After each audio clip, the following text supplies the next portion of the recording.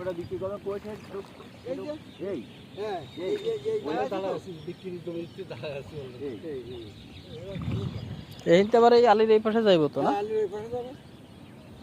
তার সাথে মাপের হাফ থাকবে ওর হাফ থাকবে সম্ভব মানে এই জমির হাফ করবে বুঝবো কি হ্যাঁ গোল না করতে পারলে গোল না ভূমি এখান থেকে বুঝতে পারছি। এখান থেকে কিন্তু আমি মাপ যখন দেবো তখন হচ্ছে ফসল যদি ভালো হয়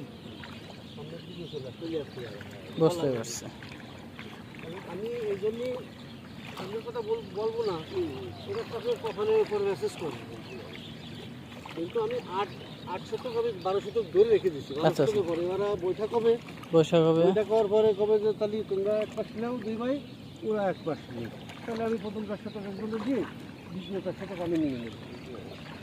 তাহলে একদিক থেকে উপকার হয়ে যাবে কিন্তু আমি লাভ করলাম না